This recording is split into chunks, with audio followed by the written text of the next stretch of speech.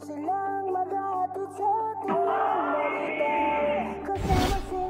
is it, politics.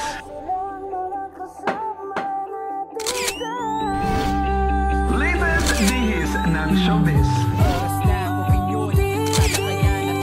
Ako na, Dira!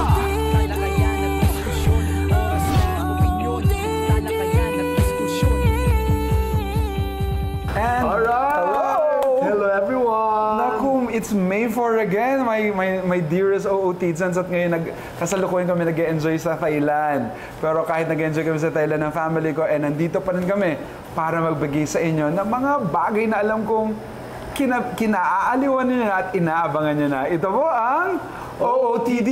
Oras ng opinyon. Talakayan at diskusyon. With my nanay na malayo man kami sa isa't isa, pero ngayon ay nagkatabi kami at nakapink ang OOTD niya for a reason. Mamaya malalaman natin. Of course, ang political and showbiz official daw ng OOTD, ang ating minamahal Nanay Jobert Sukaldito. Thank you very much, my dear anak. Direct Chops Manansala. When you're in pink, ibig sabihin you're in love. I know you're in love. And always in love. In love, in love. Ako, in love tayo. Ako talaga sa mga OOTDs natin na nanonood ngayon at nag-start naman nagko-comment na nagpapacheck na ng kanilang mga attendance. Tama yan. Na yung last episode natin, sobra ang lumabas.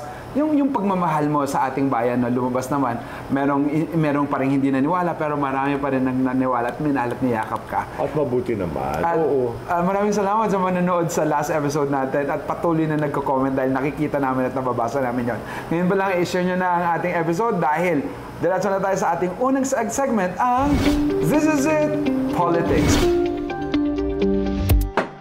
Siyempre, bago natin pag-usapan nating political issues, no? Eto muna, siyempre gusto natin ipatid sa kanila ang ating gratitude, no? Sa pagsubaybay sa atin, iba mga team replay, team balik sa umpisa, at saka yung mga live viewers natin. Maraming salamat, ha? Kasi, you know, kung may mga mangilan-ngilan man na mga naliligaw ng mga trolls, it's alright. Huwag niyong pansinin. Ako lang naman may pumansin, eh. Gusto ko lang pagtripan. Pero hayaan mo natin. So, importante ay nandiyan kayo, nandito kami, we share others' thoughts. Kumbaga, okay na yun. Nakikita kita, after ng mga bashing and all, pagtitrip mo sa kanila, hindi ka naman talaga naapektuhan. Hindi talaga. Just at my age at 64, my God, I've gone far. Importante, ang mga sinasabi natin ay galing sa puso natin at hindi tayo binayaran para magsalita ng against or pro sa mga kung sino man dyan. At ang topic natin ngayon ay tungkol sa ating tsuhin. Naku, tsuhin, hindi ko masabing tsahin, no? Tsuhin.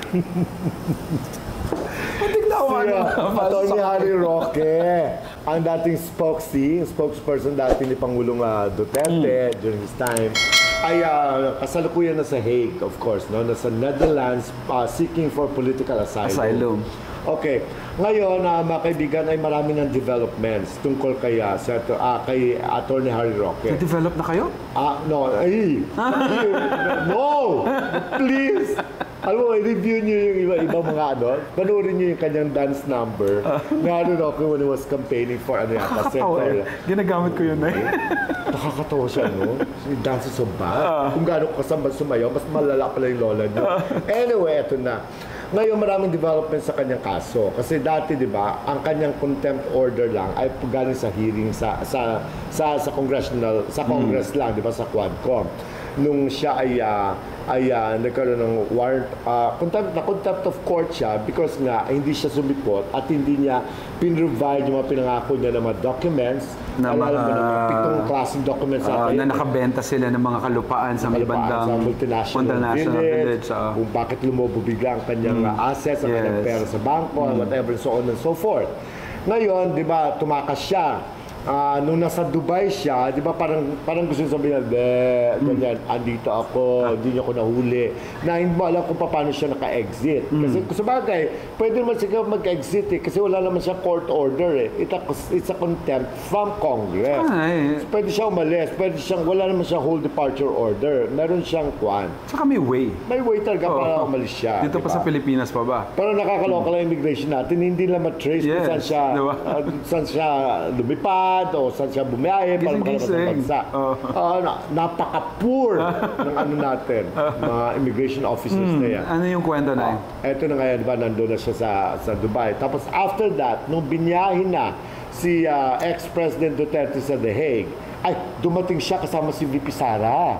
Kumbaga nandun siya thinking na maging part siya ng legal team because he's an international lawyer. Tsaka siya unang Pinoy. Yeah. Oo. Acknowledged siya ng ICC that he's na meron siya talagang kaalaman. At maka-Duterte siya. Siyempre talagang ma-expect mo talagang siya yung magiging isa sa mga yon. Yes.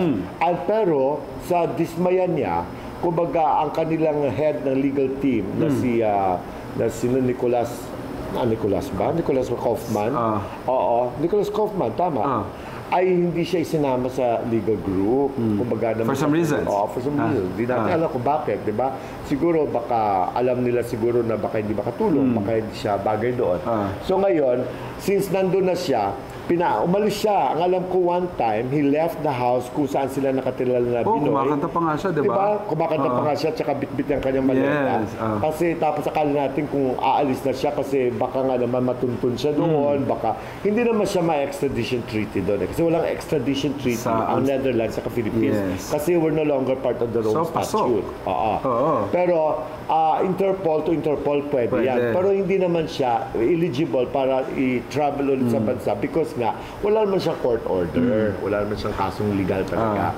So ngayon, nag-seek siya ng political asylum, di ba? Doon sa Netherlands. Kasi nga, natatakot siya umuwi. Kasi alam niya kasi, feeling niya, ipi-persecute siya dito sa Pilipinas once he's brought back Kahit home. naman ako, hindi na ako babalik dito. Oo, kung meron naman siyang kapasidad, di ba? May pera naman siya, pero for how long? Kasi siyempre, hindi naman pwedeng sponsored trip yun for years, di ba? Mapapagod yung mayamang mag-sponsor sa'yo. Anyway, so ang sabi nila, ang persecution kasi is different from prosecution. Ang prosecution kasi, that's a legal term para sa court. Di ba ang court, ang mga prosecutors, di ba, kakasuhan ka, tapos bababa ng desisyon. Ang persecute naman is torturing you. Yung torture to harm you. Parang yung si Jesus Christ, persecuted ng mga panahon yan. Sometimes, even in the old, may mga beheading of these people, not even princesses. Dati may queen, si Queen Anne ba yun? Pinehead yun. That's part of her persecution. Anyway, eto ngayon. Wait lang, yun, Otizen may bago tayo Persecution at prosecution. Okay, prosecution legal yun sa courts yun. Ngayon, habang nasa The Hague siya, nasa Netherlands siya, waiting kasi nag-apply na siya for political asylum, pero hindi pa siya nag-grant. Kumbaga, waiting siya. It will take a year or year and a half yata bago siya mag-grant kung talaga makapasa siya. Pero ngayon, nag-file na ng kaso dito sa Pilipinas ang DOJ against him. Oo, ito yung part ng isa sa mga kaso niya ay ang human trafficking. Kung saan siya na-involve sa mga pogo business, remember? Remember when si Cassandra Ong, na kanyang kliyente, was representing Whirlwind, remember? Tapos yung Lucky South, yung kanilang partner doon, kasi ang Whirlwind daw, ang service provider ng Lucky South. Ang Lucky South, that is the Pogo. The Pogo. So in short, itong Whirlwind na ito, ay kumbaga ang kumpanya ng Lucky South, sila ang nagpo-provide doon ng mga computers, si Whirlwind ay pag-aari ni? Ang nagre-represent doon si Cassandra Ong. Tapos pero, siyempre, kanilang partner itong Lucky South na siya ang may-ari ang umuupa ng building. Kumbaga, sila tagang legal na mapapatakbo, mag-ooperate ng POG business. Kasi hindi pwedeng Chinese dito. Dapat Pinoy. Tapos, pero itong service provider na Whirlwind, sila nagpo-provide ng mga computers, manpower, sila nag-accept ng mga Filipino workers and everything. So, sila nagpo-process nun. But since yung Lucky South that time ay mag-expire na, remember? Mag-expire ng kanilang operations, yung kanilang license sa PAGCOR. Di ba, nag-seek ng help si Cassandra Ong na patulong kay Harry Roque para samahan siya doon sa PAGCOR para mapakiusapan yung tungkol sa kanilang renta at kung baka mapabilis yung permits and everything. And since nandun na yung mga papers na pinasabit sa kanila, it was Harry Roque na nag-follow up kay Atty. Fernandez, okay. assistant ng head ng PAGCOR. Ng PAGCOR. Yung mga nakailang text siya, nakailang tawag siya to follow up on behalf of Cassandra Ong and of course, the Lucky Yes. South. Okay. In short, para kumbaga, logically, maisip doon that he's part of it because kumbaga, he's representing Cassandra Ong as a lawyer. Kliyente niya si Cassandra Ong eh. At may lumabas dati, di ba, ng plantilla ng kanilang board of Na nandun directors. siya. Nandun yung pangalan niya sa Lucky South as parang legal advisor. Parang something like Advisor, that. Oo, parang abogado nila. So, na-deny niya yun. That is not part directly of Lucky South. Pero basta it's water to the bridge so far. Alam na naman So, ngayon, it's part of it. Oo. So ngayon, di ba, maraming kaganapan sa Pogo na yon, di ba? May mga namatay, may mga na-torture, may mga illegal na mga aliens na mga naipasok dito, mga change. Kumbaga, ang kaso doon ay human trafficking. So, finailan na siya rito ng human trafficking case. Ngayon, syempre pag finailan ka na, kailangan ng physical presence mo dyan para umattend ng hearings. Di ba? Eh, nasa Hague siya. Siyempre, baka may mag-represent sa kanyang lawyer, pero hindi pwede yun sa court na lagi na lang lawyer. Kailangan pa rin yung akusado ay pumunta na dumalo. So, ang mangyayari dyan, sa pagkakaintindi ko lang sa aking balita pag-unawa, magkakaroon ito ng conviction. Makukonvict siya. Makukonvict yan. Ongoing yung case. Kasi hindi siya umattend, siyempre, magbibigay ng desisyon ng court, ang judge. So, pag nagbigay ng desisyon ng judge, ibig sabihin, you're guilty. You're guilty. Kasi wala ka rito eh. Kasi ayaw mo umuwi. So, ngayon, ang mangyayari niya, magkakaroon siya ng red notice. So, ang mangyayari niya, pwedeng siya Interpol. Red alert. Sa Kalaayan. Ngayon, nag-pronounce ang DOJ na hindi nila hahayaan at papayagan. Gagawa sila ng paraan para hindi siya mabigyan mag-grant of political asylum ng Netherlands. Ngayon, ang kalaban niya ngayon, bansa na. Parang people of the Philippines na. Against Harry Roque. So, pag nangyari yon, eto na, matatahimik na yung lola mo. Kasi di ba, ang ingay-ingay niya, di ba, kung magtataray yan, di ba? Kasi feeling nga niya, he knows everything. He knows the law. He read the law from page 1 to page 3,498. Nagyayaya nga ng people power. Yeah, he's all inciting to sedition. At I'm sure marami pang mga kaso yan na ipupukol sa kanya, ikakaso sa kanya. Yan ang mahirap. When cases are filed against someone who is not here to defend himself. Kumbaga, dahil yun naman talaga, legal yun eh. Because nakita naman sa mga hearings, sa kanyang participation, nakapag-conclude ang mga congressmen, ang committees. Tapos naipasa sa DOJ. DOJ filed the case against him. So, kailangan harapin niya yun. You are talking of DOJ. That is the highest judiciary. Of course, iba yung sa Supreme Court. Pero sa prosecution, is DOJ. Di ba, yung last episode natin, we were talking about our president being weak, a weak leader. Do you think weak pa rin sa marami mga mga nangyayari ngayon? Actually, weak pa rin siya. Parang tahimik lang yun siya nagtatrabaho. May mga areas na weak siya. Pero actually, itong mga tao niya ito are working for him. May direktiba yan ng Pangulo. Of course. Manggagaling talaga sa kanyang kumpas. Do the best in your capacity, in your capabilities. Para mukhang magagaling yung kanyang mga tao sa paligid niya. Sila Rimulya, matapang yan. May paninindigan mga yan. At saka hindi yan pwede matitinag. Na ngayon ay si Harry Roque ang next na naman. Ang next na naman, na kapag ito'y na-convict sa court, I am very, very sure, medyo positive ako, na one of these days ay magbababa ng desisyon ang korte about that human trafficking case. At ang human trafficking case sa pagkakalam ko, no bail yan. Yeah, malala to. No bail yan. Kumbaga, hindi niya pwedeng sisingin ang korte na bakit niya ako kinonvict. Halimbawa lang, wala ako. Wala ako. I was not there to defend myself. It is your fault. Why don't you come home and defend yourself? Kasi ang problema naman, pag-uwi mo rito, yung contempt order mo lang naman sa Quadcom, ilan lang yan, just pwede naman 10 araw na detention lang yan. Tapos, isabit mo yung mga papeles mo. Kasi may tinatago ka siguro. Kaya ayaw mo bumalik, ayaw mo ibigay mga papeles. Na yung mga ng mga politicians natin, no? Kapag nalalaglag sila, tumatahimik. Kapag bigla naman sila lumalakas yung mga kakampi nila, bigla sila nag-iingay. Oo, gano'n naman dito sa atin eh. I'm sure naman in any part of the world, ganyan din siguro yan. Pero sa atin na kasi kitang-kita natin because we see them. Kita natin. Kaya Harry Roque, abangan mo na lang kapatid. Ang kung sakali man lumabas sa kayo White House, ha? Kapatid. Kapatid sa pananampalataya. Di ba? Hindi ako iglesia, ha? Letter F yung sa akin. Saka iglesia, letter P, kapatid. Kapatid sa mga federasyon namin. No? Ayun, Harry, pare. Naku, pare naman, no? Pare, mahal. Si Lian, no? Si Lian, manasalabi ka, tawa ng tawa. Sabi kong pare, oh. Anyway, hintayin mo na lang kasi chances are, hindi na ito magtatagal bago matapos siguro ng taon. Diyos ko, ilang araw. Normally, mga 60 days lang yan. Pwede sila magbaba ng desisyon. Kapag nababa ka ng desisyon, my God, I hope nakakuha ka na ng political asylum. Kasi pag nakakuha siya ng political asylum, hindi na siya pwede magalaw.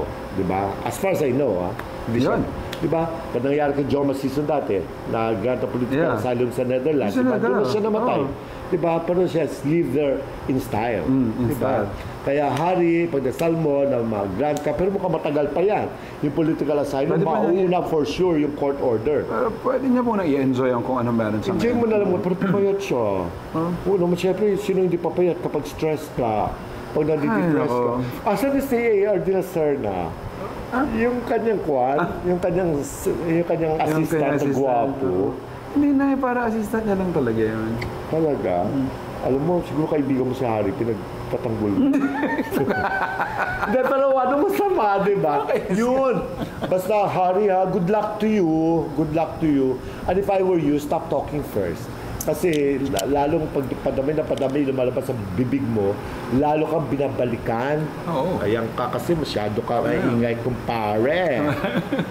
Yan na, mga OD dyan. So, anong masasabi mo dito?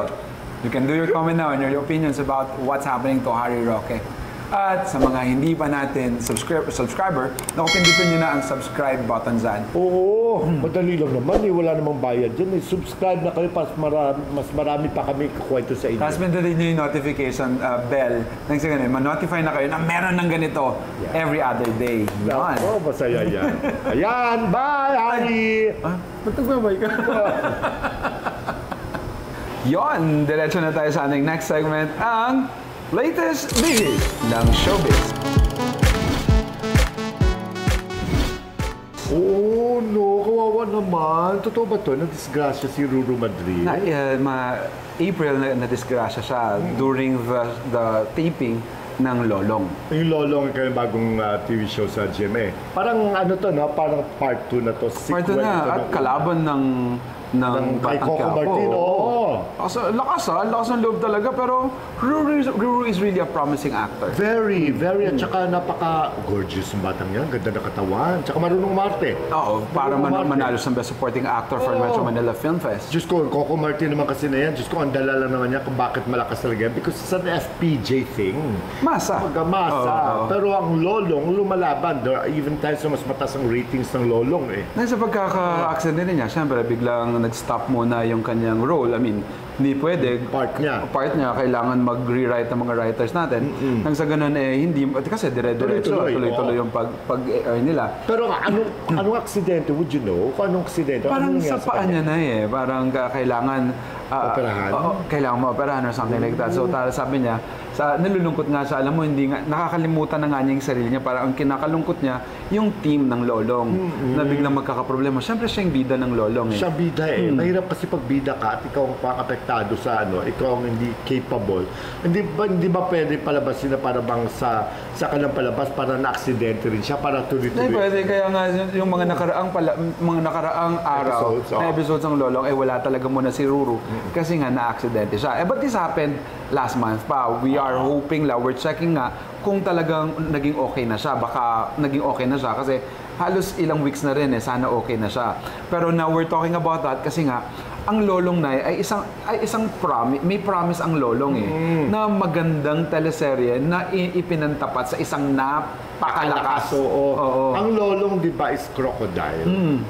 May crocodile thing ba? Hindi ko kasi napapanood. Di ba ang crocodile kasi, di ba, may connotation na parang negative nga ang crocodile, di ba?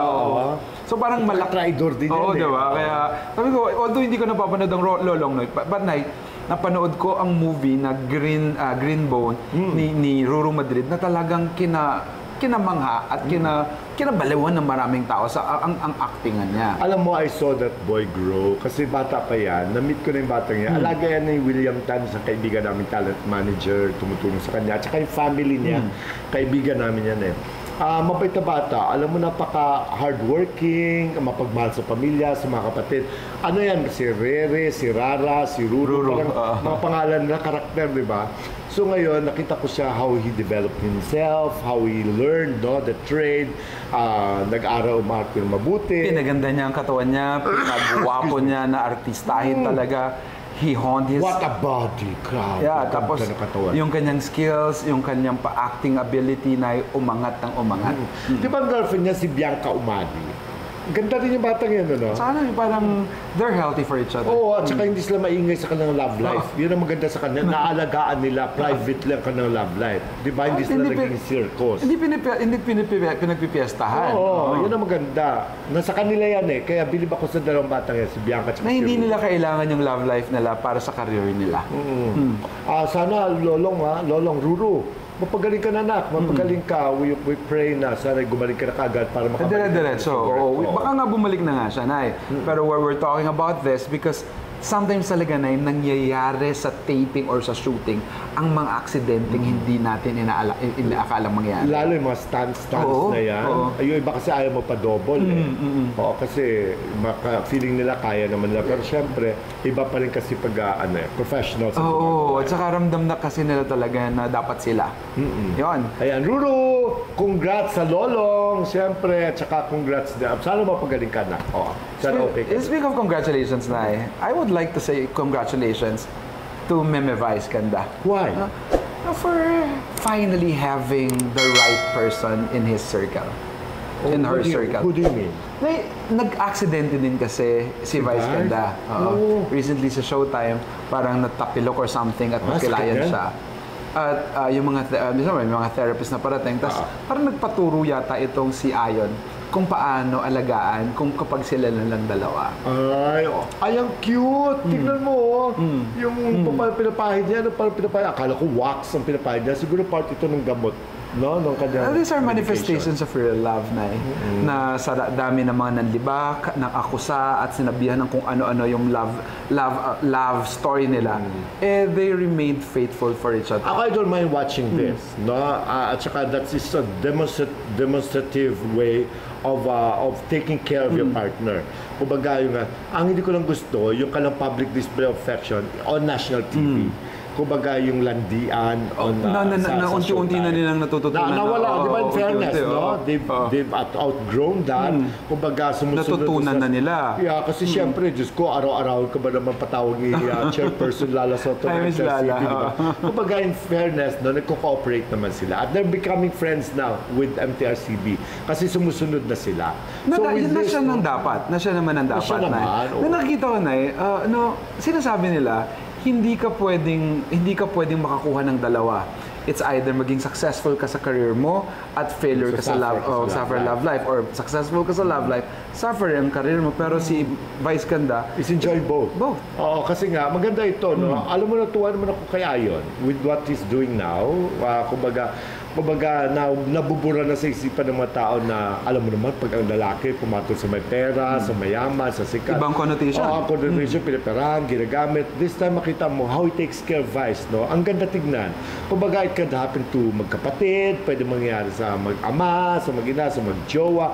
Tignan nyo how he takes care of Vice. Pero yun talaga, ang relasyon, mapababae o lalaki, parehong babae o lalaki, it takes two to tango. Diba? Kaya proud at happy si Meme Vice to i-flex ang kung anong ginagawa ni Vice, ni Ayon sa kanya. Dahil talaga namang ipagmamalaki mo. Kasi nga, they're on the same page. They love each other. Ay, nakakaingit. My God, Diyos ko, saan makahanap din ako na kahit kamuting ng likod ko. Pag nangangat ang likod ko, nahiya akong sabihin. Nandiyan na si James Reid na yun. Kaya manasala ko, Diyos ko, grabe naman siya kung makairap sa akin. Kumbaga, kasi siyempre may baby ako, di ba? kung saan, alam mo na kung saan. Siyempre, hindi ko pwede sabihin dito, no? Baka magkagulo na naman kayo. Kumbaga, alam mo, there are times na nangangating likod ko. Parang gusto ko ipakamas ka na. Pero nahihiya ako. Pero, With what? inabutan ko naman. Inabutan ko naman, oh my God. With what Vice Ganda and Ayan Perez is showing the people, this is a manifestation na unti-unti kahit papano ay natatanggap na yung dalawa. Yeah. Actually, not just, hindi pa naman siguro totally accepted, but we are Tolerated. I mean, natatanggap na sila ay nagmamahalan, na tunay yung pagmamahalan nila at hindi gamitan lang. Kumbaga, kahit ano sabihin ng mga tao, ang importante ay kayong dalawa, nagkakaintindihan kayo, naggagalangan kayo. At sincerely, masaya kayo together. I love, just go, basta... Let's spread love. Oh, love. Let's spread love in the air, everywhere. Diba? Vice, congrats! Nakakagit ka. Para lahat tayo sumaya, diretso na tayo sa ating trending funny video.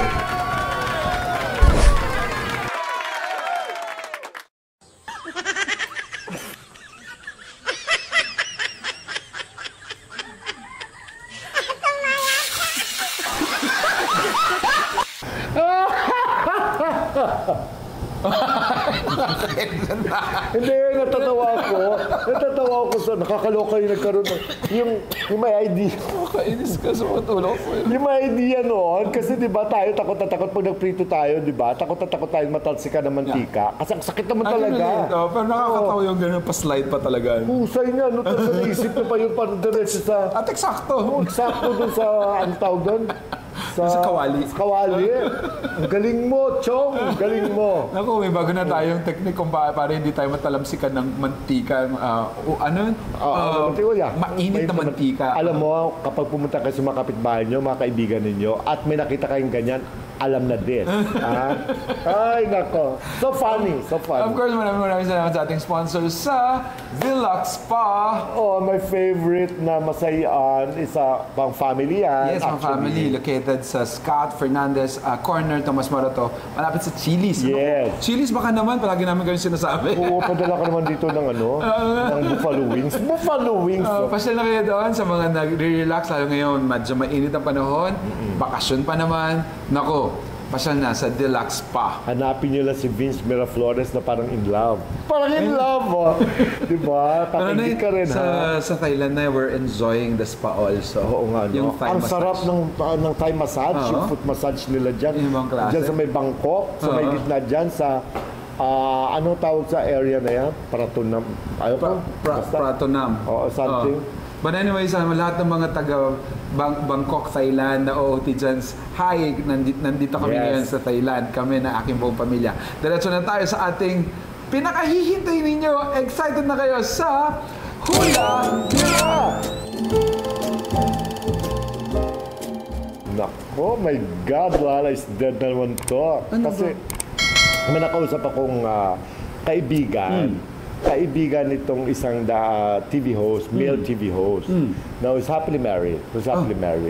Oo, kasi yung kaibigan niya sa isang posh village, posh village. Kaibigan ng, yung friend ko yung nanay. Yung mga anak niya, mga dalaga, ay kaibigan yung asawa ngayon ni TV host. Okay. Kasi nag-stay yan sa kanila kapag may problema sila dati ni TV host. Kapag nung hindi pa sila kasal. So ngayon, kinuwento ni girl, ng wife, na parang kasi that time may engagement ring na sila. Kinukwento niya doon sa mga anak ng friend ko, na parang nagdududa siya sa kasarian ng kanyang fiancé that time. Kasi nga, napabalita na ito ay para bang AC/DC. Kumbaga, may babae, pero meron din siyang paglilings na pagiging gay.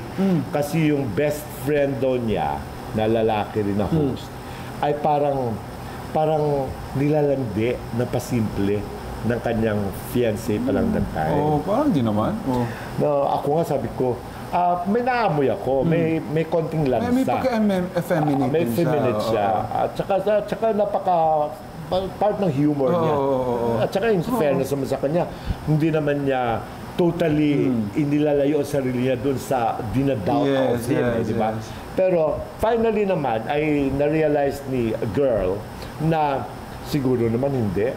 Kaya ang ginawa niya, pinayagan niya, nagpakasal siya. Oh. Pero yung kanyang husband ngayon, ay hindi na sila close masyado ng kanyang dating Kaibigan. co-host, kaibigan Oh. niya. Kasi para bang, alam ko parang ang chismis that time, ay para bang he's making chances. Oh. O doon sa kanyang friend. Pero hindi natin alam, hindi natin confirm. Pero may pagkasilahis daw talaga ito. Kung sa bagay, hindi naman nalalayo kasi may pinanggalingan din niya. Di ba? Ang kanyang...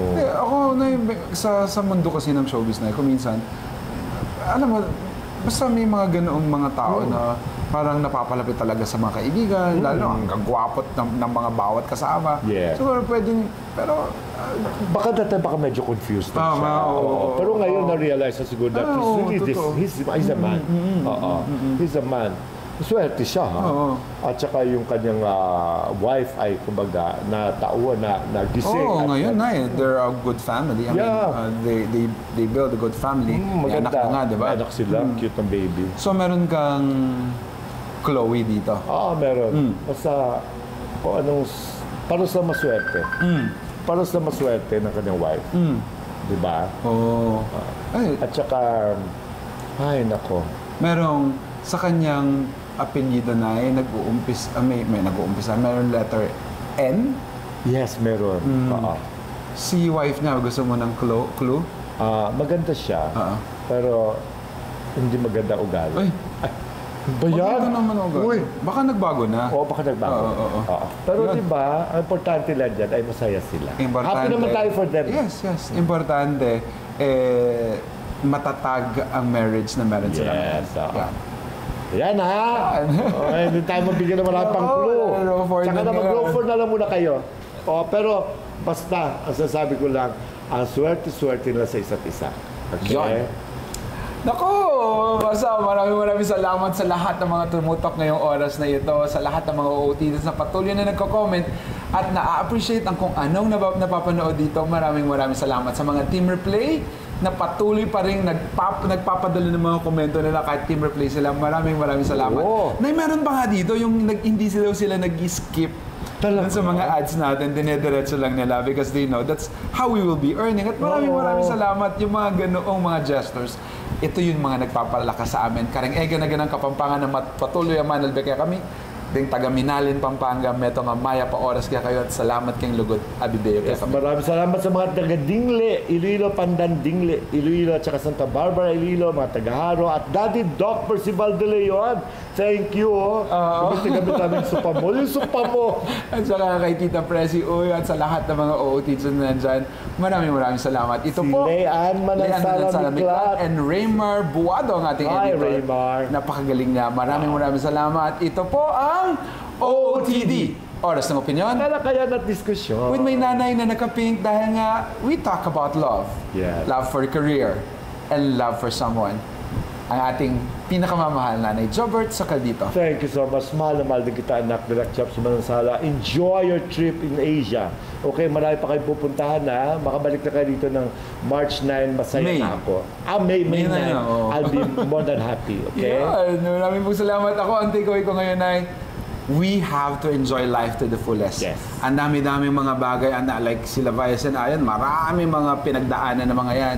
Si Lolong, si Ruro Madrid, bago siya nagsumikat ng ganyan, marami nang pinagdaanan. Yes. But we deserve to be happy. That's why we live by the day. At patuloy tayo maniwala na tunay nga na mabait talaga ang Diyos. And to God be the glory. Bye-bye. Bye. Love you.